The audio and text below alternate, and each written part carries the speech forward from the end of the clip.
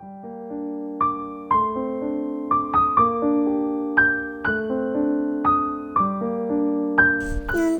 kasih. Terima kasih Karena udah nolong.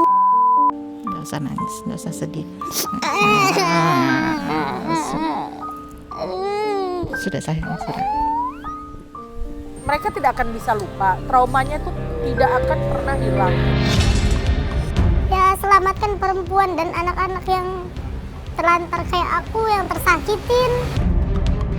Saya orang yang tidak mau berdamai kalau itu mengenai kasus perempuan dan anak. Karena kalau saya mendamaikan, sama saja saya mengabaikan perasaan korban.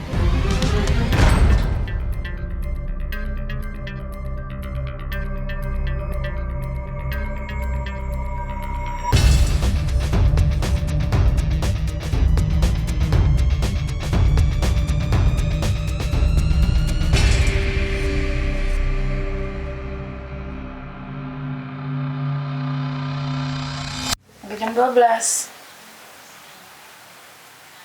Lah sekolah kan?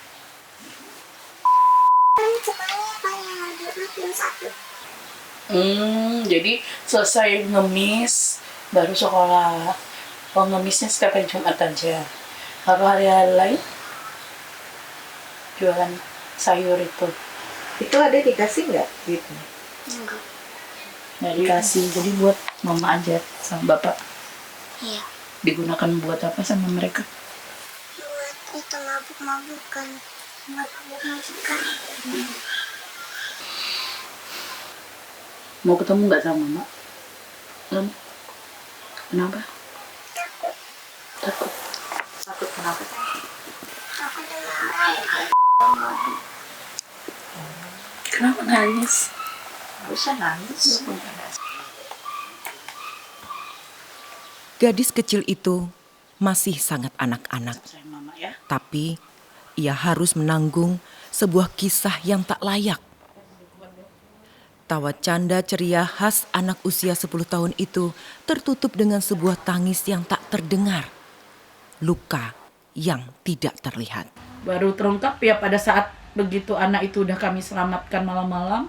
Anak itu kami selamatkan malam-malam, tiba-tiba anak itu di mobil ngomong, Bunda, tahu enggak tadi saya berdoa apa? Berdoa apa, Nak? Berdoa, ya Allah ya Tuhanku, semoga ada yang selamatin aku malam ini. Karena ibunya lagi mabuk saat itu. Gadis cilik itu bukanlah satu-satunya. Di banyak sudut lain, kisah serupa terus berulang. Hanya berbeda nama, berbeda tempat, tapi luka dan ketakutannya tetap sama. Mereka adalah anak-anak yang tumbuh terlalu cepat. Bukan karena dewasa, tapi karena terpaksa menghadapi kenyataan yang seharusnya tidak mereka pahami. Di tengah geliat pembangunan Kalimantan Timur, ada sisi lain kehidupan yang tak banyak terlihat. Tersimpan sisi kehidupan yang kerap terabaikan. Kisah tentang perempuan dan anak yang masih berjuang melawan kekerasan di balik gemerlap kemajuan daerah. Kasus kekerasan terhadap perempuan dan anak terus meningkat, menjadi bayang kelam di balik kemajuan. Berdasarkan data yang disampaikan Dinas Pemberdayaan Perempuan dan Perlindungan Anak DP3A Provinsi Kalimantan Timur, kasus kekerasan tercatat mengalami fluktuasi. Pada tahun 2024, jumlah kasus kekerasan menurun atau berkurang sebanyak 116 kasus.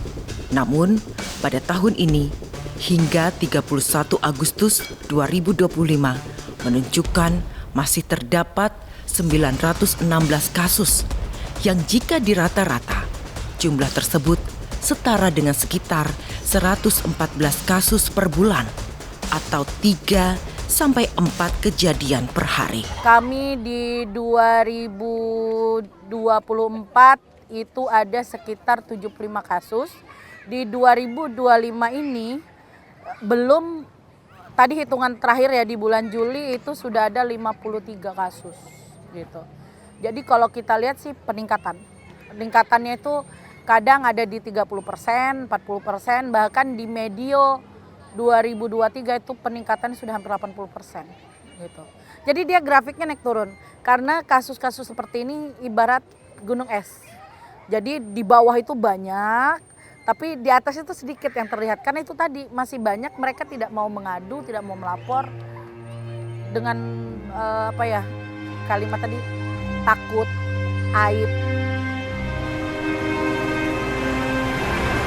Tak mudah mengungkap kasus kekerasan pada perempuan dan anak di Kalimantan Timur.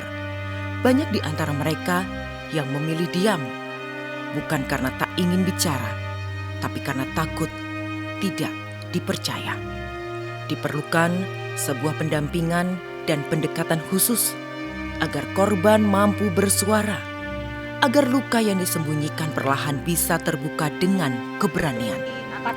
Rina Zainun, wanita asal kota Samarinda ini, memilih jalan hidupnya di ranah sosial, memperjuangkan keadilan bagi perempuan dan anak yang telah direnggut haknya, dirampas rasa amannya, bahkan kehilangan kepercayaan pada dunia di sekitarnya.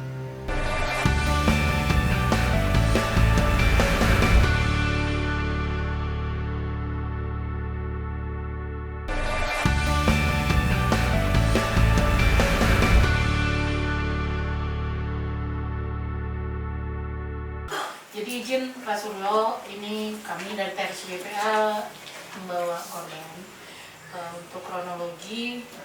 Dia ini sudah pisah rumah.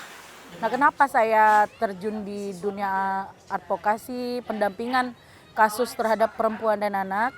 Itu karena banyak sekali di lingkungan saya, kemudian teman-teman saya, termasuk saya juga kan menjadi korban perceraian gitu. Nah, disitulah bagaimana saya bisa berbagi, memberikan motivasi buat mereka-mereka, kemudian juga bisa membuat mereka itu menjadi perempuan berdaya. Terutama sekarang ini yang membuat saya paling miris itu adalah anak-anak yang seringkali menjadi korban kekerasan seksual, di mana mereka bisa membawa traumanya hingga mereka meninggal dunia. Gitu. Nah, itu makanya kami dari TRS BPA menyerahkan untuk proses pendampingan hukumnya kepada Surahila SHP. Oke, ini dengan Mbak siapa? Bunda Rina, begitulah ia dikenal oleh beberapa kelompok relawan sosial, komunitas perempuan, dan jaringan pendamping korban di Kalimantan Timur. Ia tidak hanya menangani kasus pelecehan seksual dan kekerasan pada perempuan dan anak saja.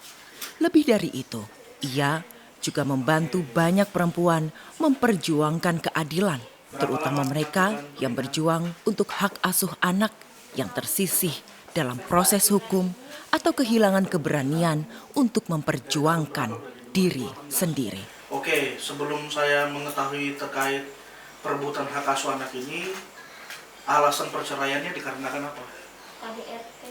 KDRT. Selain KDRT, Suami konsumsi obat. gimana? Suami konsumsi obat. Oh, Jadi kita harus memberikan pemahaman ke mereka bagaimana sih perlindungan hukumnya, pendampingan hukumnya, bagaimana mereka mengadu, kepada siapa mereka mengadu, hingga akhirnya masyarakat yang awalnya di dalam stigma mereka bahwasanya kalau melapor itu bayar, kalau melakukan pendampingan hukum itu harus bayar. Kami nggak berani mengangkat kasus kami karena tidak ada uang untuk membayar itu. Nah, pada saat sosialisasi kami sampaikan ada lembaga-lembaga yang akan mendampingi tanpa bayaran gitu, termasuk sebagai kuasa hukumnya kalian. selama pernikahan ada berapa anak? 2. Yang pertama usia berapa? Bulan ini 6 tahun. Kalau secara hukum bapaknya tidak kompeten. Pertama bapaknya tidak bekerja, kedua bapaknya menggunakan obat-obatan terlarang, gugur sudah. Jadi kalau dibilang diberikan kepada anak, anaknya mungkin beresiko. Seharusnya yang diperjuangkan itu 2 anak-anaknya. Karena kami terus memberikan sosialisasi, pemerintah juga terus gencar melakukan sosialisasi, masyarakat sudah mulai berani speak up. Yang awalnya mereka menganggap itu aib, akhirnya mereka terbuka pikirannya. Karena kita bilang, kalau pelaku ini tidak dilaporkan karena kalian ngerasa bahwasanya ini aib, apalagi itu kalau yang menjadi pelaku orang tua sendiri, ayah sendiri, kemudian om, kakak, mereka nggak bakal mau melaporkan gitu. Bahkan seringkali korban ini diabaikan, traumanya korban diabaikan, psikisnya korban diabaikan karena lebih mementingkan rasa malu itu tadi gitu.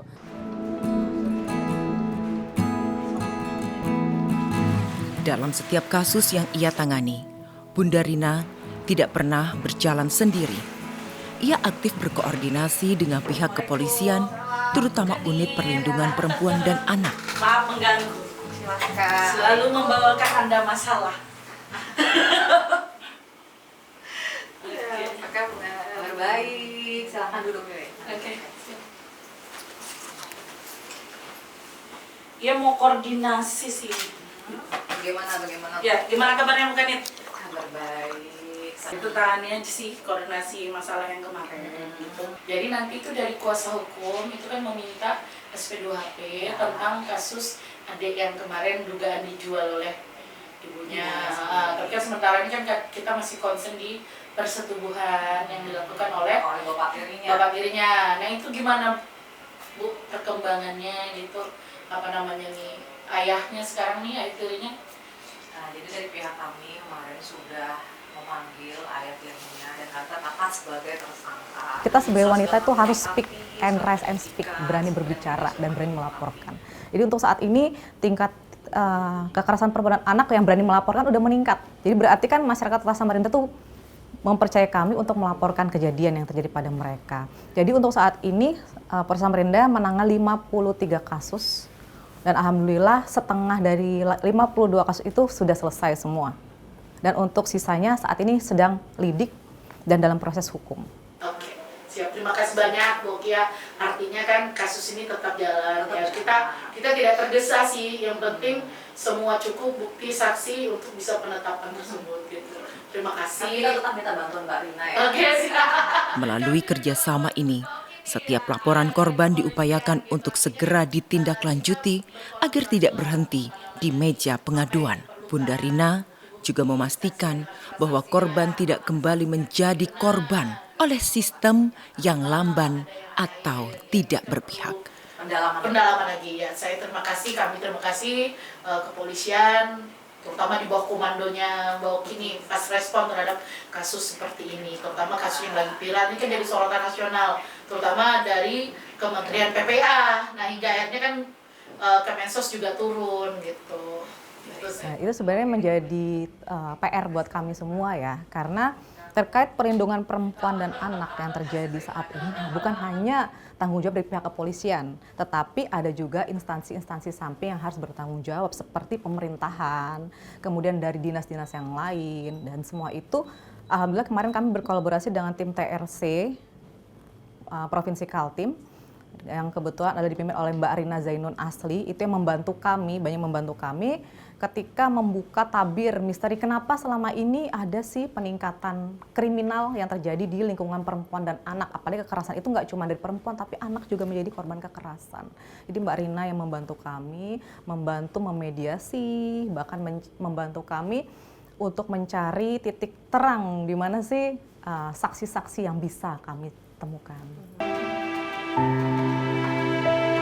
Hubungan kerja yang dibangun ini bukan hanya formalitas semata, tapi kolaborasi nyata antara pendamping sosial dan aparat penegak hukum untuk satu tujuan, melindungi korban dan menegakkan keadilan.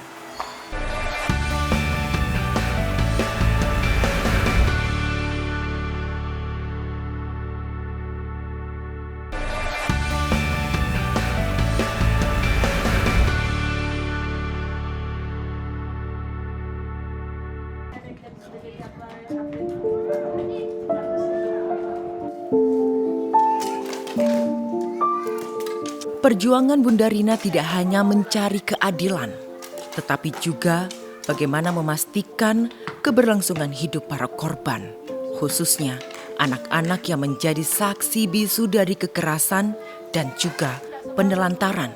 Baginya, pendampingan tidak berhenti saat laporan diterima atau ketika pelaku dijatuhi hukuman. Perjuangan sesungguhnya dimulai ketika anak-anak itu harus memulai hidup yang baru, tanpa rasa takut, tanpa rasa bersalah, dan dengan keyakinan bahwa mereka berharga.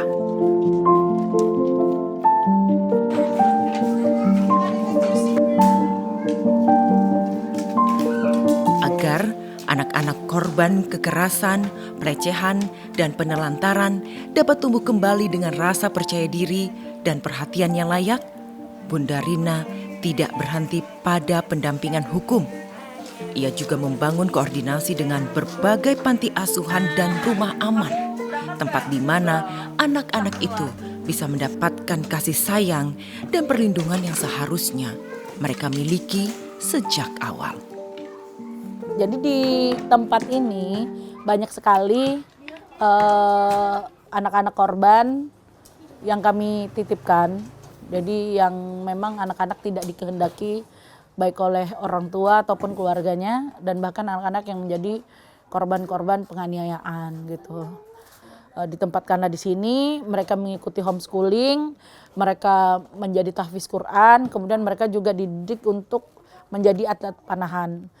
Nah, ini 2 bulan lagi atau bulan besok nih, kayaknya bulan depan anak-anak tandingnya di Turki. Untuk pendidikan sendiri nanti anak-anak ini akan mendapatkan yang namanya mengikuti paket. Jadi mereka tetap harus memiliki ijazah, karena begitu lepas dari sini mereka juga harus bisa mendapatkan pekerjaan yang layak. Karena di sini juga mereka diajarkan untuk bisa nih kayak bikin buket, berwirausaha. Setiap kunjungan ke panti menjadi pengingat bahwa perjuangan ini bukan sekadar soal hukum, tetapi tentang kemanusiaan. Tentang bagaimana memberi kesempatan bagi anak-anak itu untuk kembali bermimpi, tertawa, dan percaya bahwa dunia masih memiliki tempat yang aman untuk mereka.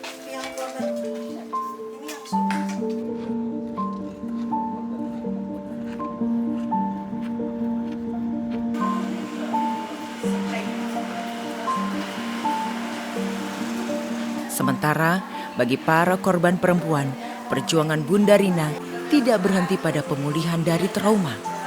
Ia berusaha agar setiap perempuan yang pernah menjadi korban dapat berdiri kembali dengan kepala tegak, kuat, berdaya, dan mandiri.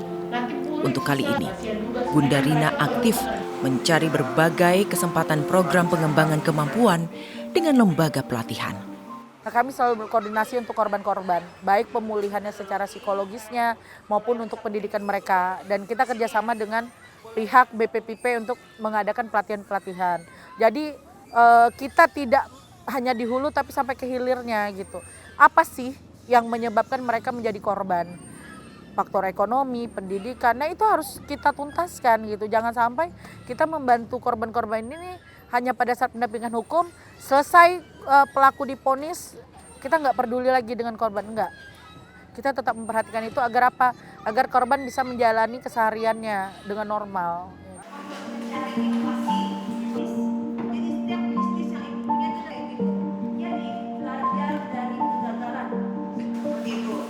Bagi Bunda Rina, kemampuan bukan hanya bekal untuk mencari nafkah, tetapi juga cara untuk memulihkan harga diri yang pernah direnggut.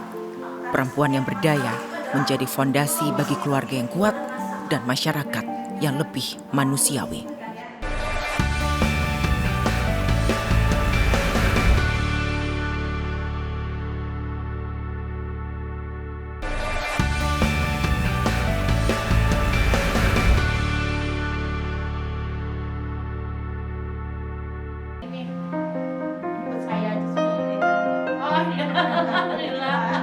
Ini sudah luar biasa bagus. Salah satu kegiatan pelatihan dasar yang diberikan untuk korban perempuan yang didominasi penyintas kekerasan dalam rumah tangga adalah membatik.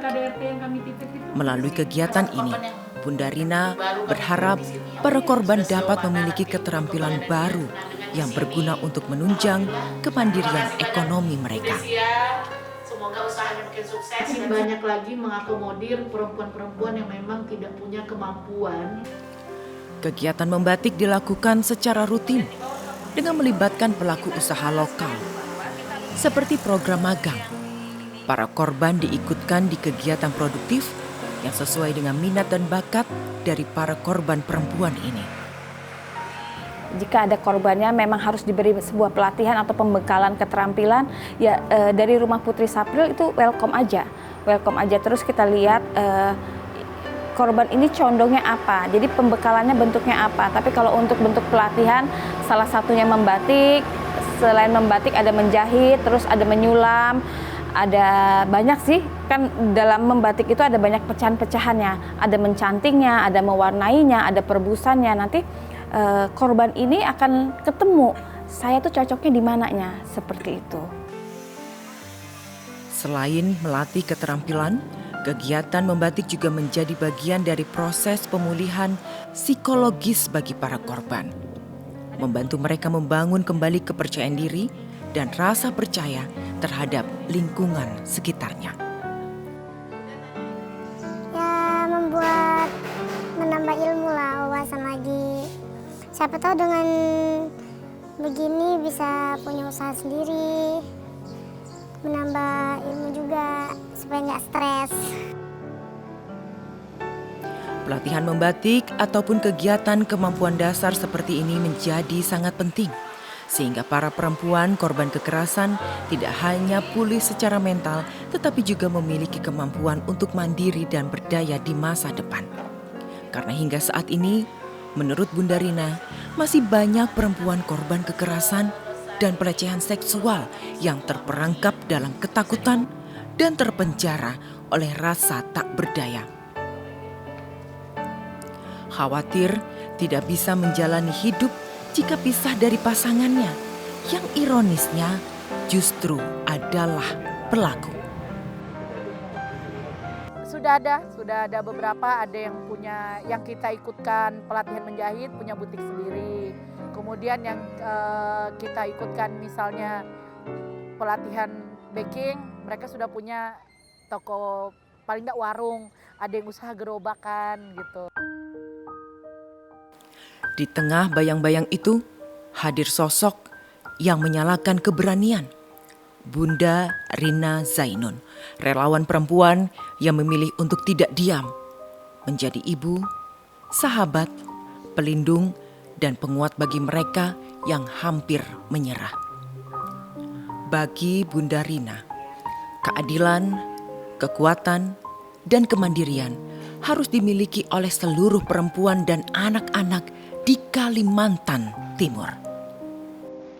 Mungkin kalau misalnya nggak ada Bu Rina, aku dan anakku tuh pasti akan mati. Tetap dampingin orang-orang seperti aku. Ya selamatkan perempuan dan anak-anak yang terlantar kayak aku, yang tersakitin. Mungkin dengan adanya Bu Rina semua pasti akan selamat, perempuan dan anak.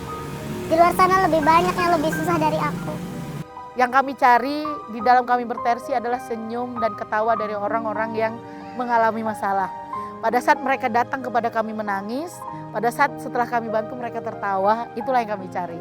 Karena kebahagiaan bagi kami itu bukan hanya berupa uang, tapi kebahagiaan bagi kami adalah bagaimana orang-orang yang tidak mendapatkan solusi, kami bisa berikan solusinya.